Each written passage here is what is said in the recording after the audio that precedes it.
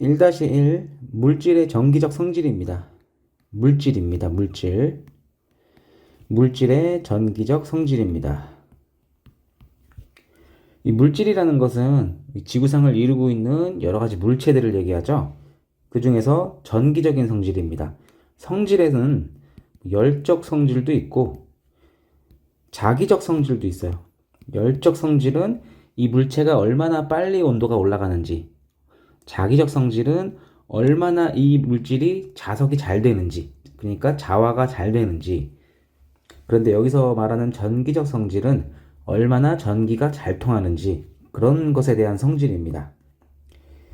자, 이제 여기 두 번째 줄까지 보시면은 물질은 궁극적으로 원자로 구성되어 있습니다.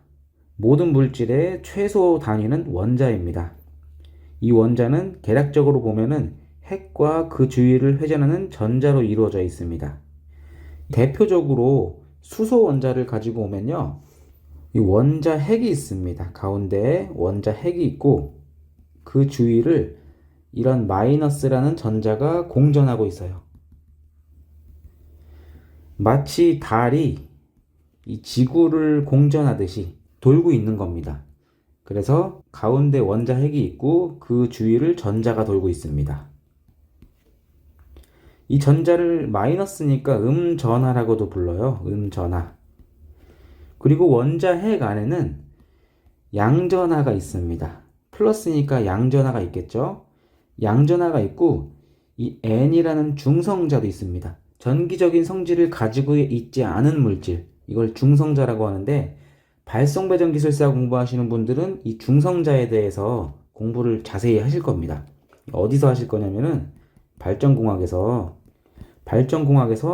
원자력 발전 파트에서 이 중성자가 굉장히 중요하거든요. 그래서 공부하실 거고, 건축전기설비기술사 공부하시는 분들은 이 중성자 그냥 무시하셔도 됩니다. 그래서 중성자는 그냥 없다고 보고 플러스와 마이너스만 있다고 보겠습니다. 원자 핵도 무시하시고 그냥 가운데 양성자 있고 그 주위를 전자가 돌고 있다, 이렇게 생각하시면 되는 거죠. 자, 그 다음 단락은 물질은 대체로 금속류와 같이 핵에, 이 원자 핵 얘기하는 겁니다. 최외곽에 있는 전자들이 중심부 핵과 결합력이 매우 약해서, 아까 말씀드린 가운데 원자 핵에는 양전하가 있고 그 주위를 전자가 돌고 있다 그랬어요. 근데 이 돌고 있는 이유는 이 전자는 앞으로 튕겨져 나가려고 하는데, 양전하와 음전하 간에는 전기력이라는 게 있어요. 전기력. 그래서 붙들고 있는 겁니다. 그래서 계속 돌고 있는 거예요. 전기력으로 붙잡고 있기 때문에. 근데 결합력이 매우 약해져서 핵으로부터 이탈되어 원자와 원자 사이를 자유롭게 이동할 수 있는 소위 자유전자가 많은 물질. 그래서 이 전기력이 약하면은 이 전자가 이렇게 튕겨져 나갈 수가 있습니다. 이 튕겨져 나간 전자가 자유롭게 이동한다고 해서 자유전자입니다.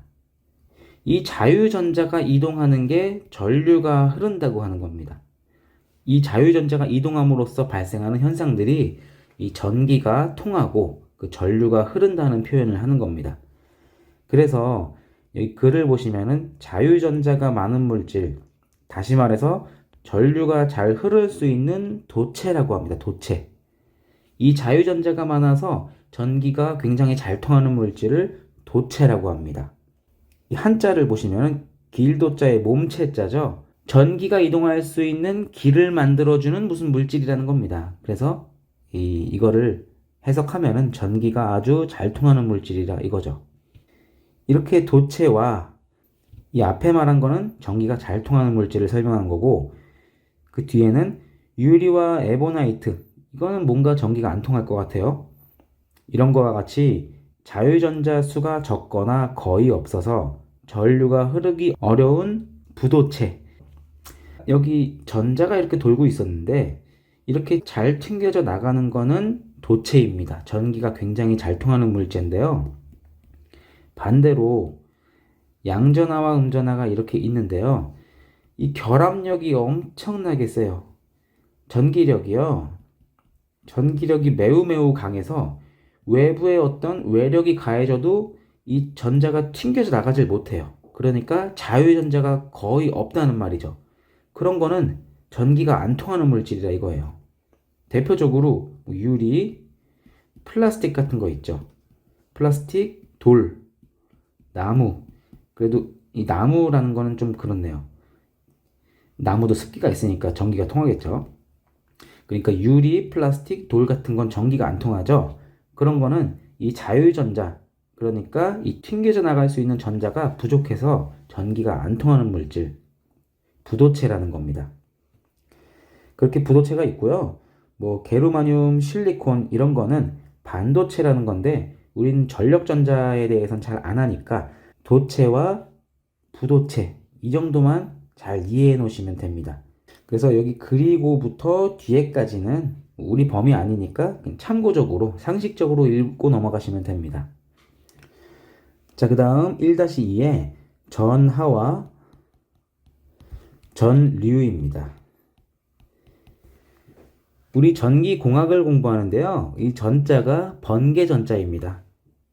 뭔가 한자 뜻이 찌릿한, 짜릿한 그런 느낌입니다. 그리고 하자는 짊어지다 이런 뜻이에요. 짊어지다. 여기 어떤 물체가 있습니다. 어떤 물질이 있어요. 이거는 어떠한 무게를 가진, 어떤 질량을 가진 그냥 물질일 뿐입니다. 그런데 우리는 전기적인 성질을 가진 어떤 입자를 공부하는 거잖아요. 그것을 전하라고 합니다. 여기 앞에 있는 한자를 해석을 하면은 전기적인 성질을 짊어지고 있는 어떤 물질이라는 거죠. 그래서 여기 아무것도 없는 그냥 물질은 전기적인 성질을 가지고 있는지 어떤 성질을 가지고 있는지 몰라요. 그래서 우리는 아까 플러스라고 적어 놨었습니다. 양전하라고 했었죠. 그러면 플러스 전기를 가지고 있는 어떠한 물질입니다. 그리고 마이너스라고 써놓으면은 마이너스 전기를 띤 전기적인 물질입니다. 전기를 짊어지고 있는 물질이 되겠죠. 그래서 이것을 전하라고 합니다. 자, 이제 글을 읽어보시면요. 전기회로의 특성, 동작을 설명하는데 필요한 몇 가지 양 중에 가장 기본적인 양은 전하입니다. 위에서 설명드렸다시피 이 음전하는 원자 핵 주위를 공전하고 있다 그랬는데요. 얘가 튕겨져 나감으로써 자유전자가 이동을 하고 이 자유전자가 이동하는 게 전기가 통하는 거라 그랬어요. 이러한 모든 현상이 여기 전하가 이동하면서 발생하는 현상입니다. 그러니까 전류가 흐른다, 전기가 통한다, 이거는 무조건 전하가 움직이는 겁니다. 여기 세 번째 줄부터는 그 이유를 설명하고 있죠. 왜냐하면 모든 전기적 효과는 전하의 공간적 분포 및 그 운동에 의하여 나타난다고 보기 때문이다. 전기적인 모든 효과는요, 전하의 공간적 분포랍니다. 공간적 분포라는 것은 정전기 얘기하는 거예요. 양전하가 이렇게 어떤 물질에, 여기 어떤 물질에 이렇게 양전하가 바글바글 모여 있습니다. 그런데 어떤 물질이라고 하는 것은 대체적으로 플러스 마이너스가 이 쌍극자가요, 동등하게 있기 때문에 거의 중성으로 존재합니다. 그런데 어떠한 원인으로 이 자유전자가 튕겨 나가서 다른 데로 갈 수가 있겠죠. 그러면은 플러스만 남게 되는 상황이 있겠죠. 그거를 대전 현상이라고 해요. 중성이었는데 플러스가 됐죠. 그래서 플러스로 대전됐다고 하고, 반대로 음전하만 남아있을 수 있는 상황이 있겠죠. 이거를 마이너스로 대전됐다. 마이너스 전기를 먹고 있다. 이 친구는 플러스 전기를 먹고 있다. 이런 뜻입니다. 그래서 전하의 공간적 분포에 의해서 전기적 효과가 나타난다. 지금 전기가 없었는데 전기가 생겼어요. 정전기로 유지하고 있고, 이러한 현상에 의해서 정전기 현상이 발생할 수 있는 거고요. 그 다음에 그 운동에 의하여 아까 말씀드렸던 이 음전하가 이동해서 전류가 흐르는 현상. 여기는 정전기였고 여기는 동전기죠. 전하가 움직이는 현상, 전류가 흐르는 현상. 이렇게 두 가지 현상이 이 전하에 의해서 발생하는 겁니다. 자, 자, 이제 전하는 양성자, 양전하라고도 합니다. 여기 플러스로 적어 놓은 것들이 양성자들입니다. 그 다음에 전자가 있습니다. 전자는 여기 마이너스라고 적어 놓은 것들 있죠? 이게 전자입니다. 음전하라고도 하죠. 정기적인 성질을 띤 입자는 이렇게 두 가지밖에 없습니다. 그리고 이 전하가 얼마나 많은지 그 물리적인 양이 필요하겠죠? 몸무게도 마찬가지예요. 어떤 사람은 몸무게가 굉장히 무거운데 어떤 사람은 몸무게가 굉장히 가벼워요. 이거를 우리는 중량, 킬로그램 중으로 표시하죠. 근데 중은 무시하고 우리 그냥 킬로그램으로 표시하죠. 이 사람은 중량이 무겁고 이 사람은 중량이 가벼워요. 그것처럼 어떤 물질에 전하가 굉장히 많을 수도 있고 정전하가 굉장히 많이 모여있는 물질도 있고 어떤 물질에는 정전하가 조금밖에 없는 물질도 있어요. 이 양을 어떻게 표현할 거냐 이거죠. 그거를 기호로 Q라고 쓰고 단위를 쿨롱이라고 씁니다. 전하의 기호는 Q로 쓰고 단위는 쿨롱이라고 읽어요. 쿨롱. 쿨롱은 공학자 쿨롱의 법칙 이런 거 들어보셨을 거예요. 그 쿨롱입니다. 이 쿨롱, Q가 크다는 것은 전하가 바글바글 많다는 거고 Q가 작다는 것은 전하가 적다는 겁니다. 자, 그래서 여기 MKS 단위에서 단위로는 쿨롱이 쓰입니다. 쿨롱. 그런데 이제 전하 하나에 전하량이 얼마나 될까? 그거는 여기 양성자는 플러스 1.602 곱하기 10의 마이너스 19승 쿨롱입니다. 그리고 음전하는 반대로 마이너스 1.602 곱하기 10의 마이너스 19승 쿨롱입니다. 기술사 공부하실 때 이거를 답안지에 쓸 일은 없어요. 우리 기능사 기사 하실 때는 이거 반드시 외우고 있습니다. 근데 기술사에서는 이 답안을 쓸 일이 없죠. 자, 이제 전하의 질량입니다. 위에 보시면 양전하와 음전하가 있는데 이건 전기적인 성질을 지닌 입자이기도 하면서 어떠한 무게를, 어떠한 질량을 가진 입자이기도 합니다. 그럼으로써 이 전자도 질량이라는 게 존재하는데요. 이 전자의 질량은 9.109 곱하기 10의 마이너스 31승 킬로그램입니다. 그러니까 이 자유전자, 전류가 흐르는 자유전자도 질량을 가지고 있다 이거죠. 이 질량을 가지고 있으면은 부딪히면서 에너지 손실도 발생할 거고 에너지가 이동을 할 겁니다. 나중에 줄의 법칙이라든가 이런 거 설명할 때 뭐 전류가 흐르면 열이 발생하잖아요. 이거를 이 회로 이론 관점에서도 설명드릴 거고 이 질량을 가진 입자의 입장에서도 설명을 드릴 거예요. 왜 전류가 흐르면 열이 발생하는지. 그래서 이 질량을 가지고 있다. 이게 굉장히 중요한 사실입니다. 자, 이제 다음 페이지 보겠습니다. 그래서 양성자의 전하량은 전자의 전하량과 같습니다. 그런데 플러스 1.60이었고 그 다음에 전자는 마이너스 1.60이었습니다. 그래서 일반적인 물질은 중성을 띠고 있다는 거예요. 양성자의 전하량은 플러스 1.602 곱하기 10의 마이너스 19승 쿨롱이었고 전자의 전하량은 마이너스 1.602 곱하기 10의 마이너스 19승 쿨롱이어서 일반적으로 두 개를 합치면은 R자 전기량은 0이 되잖아요. 0쿨롱. 모든 물질은 아무 행위를 안 하고 가만히 있으면은 거의 대부분 중성입니다. 중성. 그래서 양성자의 전하량과 전자의 전하량은 같다고 하는 거고요. 질량은 전자의 1840배 되는 것으로 알려져 있다고 합니다.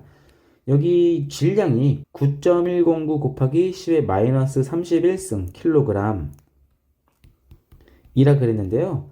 이 양성자는 이 전자의 질량의 1840배랍니다. 그런데 이런 거는 그냥 상식적으로 보고 한번 넘어가시고 기술사 시험에서는 답안지에 쓸 일이 없습니다. 자, 이제 세 번째 줄. 전기 회로에서 에너지가 전송되려면은 전하의 이동이 있어야 하며 여기 에너지라는 말이 있죠. 이 에너지는 전압에서 설명드릴 거지만 전압의 단위가 줄 퍼 쿨롱입니다. 이 단위를 보시면은 단위 전하당 에너지입니다. 에너지의 단위 줄. 그래서 여기 전하, 단위 전하 1쿨롱당 에너지입니다. 이것은 전압 공부할 때 말씀드릴 거고요. 그래서 에너지가 이동이 되려면은 전하가 움직여야 됩니다. 이 전하가 움직인다는 게 이 전하에 에너지를 실어 보내는 거라고 생각하시면 돼요. 나중에 설명드릴 거예요. 어쨌든 에너지를 보내려면은 이 에너지 전송 매개체를 이동을 시켜야 되는 거죠. 그래서 전하의 이동이 있어야 된다 이렇게 설명하는 거고요. 전하의 이동은 전류라고 정의합니다. 약속했어요. 그래서 여기 수식 보시면은 전류의 정의가 나와 있습니다. 정의예요. 약속입니다. 어떻게 약속했냐면은 1초 동안 이동한 전기량입니다. 자, 여기 전선이 이렇게 있어요. 전선이 있고 여기 단면을 이렇게 쳐다보고 있을 겁니다. 눈이에요, 눈. 여기서 쳐다보고 있을 거고요. 여기 전하들이 있습니다. 전하들. 만약에 3쿨롱이 있었어요. 3쿨롱이 있는데 이제부터 1초를 측정합니다. 1초 동안 이 시간을 재고 이 전하가 얼마나 이동했나 한번 보겠습니다. 자, 이제 1초가 지난 뒤에 오른쪽으로 3쿨롱이 이동을 했어요. 그거를 1초 동안 3쿨롱의 전하가 이동했다고 하지 않고 3A로 정의합니다. 그래서 전류의 정의는 1초 동안 이동한 전기량입니다. 이 수식으로 나타내면은 전기량을 시간으로 나타내면 되는 거죠. 만약에 4쿨롱이 2초 동안 이동했다면은 정의에 의해서 1초 동안 이동한 전기량이죠. 4쿨롱이 2초 동안 이동했으므로 2분의 4 해서 2A가 흐른 겁니다. 그게 전류의 정의고요. 그리고 일정하게 전하량이 이동하지 않는 것은 우리 미분식으로 나타낼 수 있죠. 아주 짧은 시간 동안 이동한 그 짧은 시간에 이동한 전기량으로 나타낼 수 있습니다. 그래서 여기서 보실 주안점이 어떠한 시간 동안 전하가 이동하면은 그게 전류가 흘렀다고 약속한 겁니다. 그거를 단위로 암페어라고 씁니다. 암페어. 기호는 I로 써요. 자, 그리고 그 아래에 I는 T분의 Q 해서 이 Q를 뽑아내면은 I 곱하기 T로 나타낼 수 있죠. 그런데 이 전류가 시간에 대해서 계속 변하면은 그냥 곱할 수 없으니까 적분수식으로 나타낸 건데 이거는 기술사 공부하시는데 그렇게 크게 필요가 없으니까 요 Q는 IT 이것만 참고적으로 보시고요. 자, 이제 여기가 중요합니다. 전류의 정방향은 관례상이라는 것은 그냥 통상이라는 겁니다. 우리끼리 약속했다. 관례상 정전하가 이동하는 방향으로 정한다. 자, 이제 아까 전기가 통한다고 함은 여기 전자가 튕겨서 나가서 이동을 하죠. 전자가 이동을 합니다. 이게 전류가 흐른다고 하는 현상입니다. 이 자유전자가 이동하는 게 전류가 흐르는 겁니다. 그런데 원칙상으로는 전자가 이동해서 전류가 흐르는 게 맞지만은 관례상이에요. 통상 이 정전하가 움직이는 걸로 보자. 이게 무슨 말이냐면은 이렇게 같이 있었을 때 이 자유전자가 이동해서 발생하는 게 전류가 흐르는 거예요. 근데 반대로 보면은 전자는 가만히 있고 양성자가 여기 있던 게 일로 왔다고 볼 수 있죠? 반대로 보는 거예요. 그냥 전자는 가만히 있는 상태에서. 그래서 이 양전하가 움직이는 거를 전류가 흐르는 걸로 보자 이거예요. 이게 왜 그러냐면은 최초에 이 양성자가 움직이는 거를 전류가 흐르는 거라고 먼저 발견을 했었습니다. 약속을 했었어요, 먼저. 그런데 이 전자가 이동한다는 걸 나중에 알게 된 겁니다. 이 모든 도서나 책에서 양전하가 움직이는 걸로 약속해놨는데 이게 완전 반대가 된 거예요. 그래서 모든 이론들을 다 반대로 뒤집어야 되는 게 너무 어려우니까 그래서 그냥 플러스가 이동하는 거를 전류가 흐르는 걸로 보자. 그래서 우리는 플러스 마이너스 배터리 있었을 때 전기가 이렇게 통한다는 게 양성자들이 이렇게 움직이니까 이걸 전류가 흐른다고 이렇게 방향을 정한 겁니다. 그래서 여기 보시면은 전자의 이동 방향은 전류의 정방향과 반대가 된다. 우린 이렇게 약속했으니까요. 자, 그 다음에 여기 밑에 예제는 우리가 뭐 기사, 기능사 공부할 거 아니니까 굳이 안 풀어보셔도 됩니다. 그냥 상식적으로 한번 보고 넘어가시는 정도로 보시면 됩니다. 자, 이번 시간은 여기서 마치도록 하겠습니다. 감사합니다.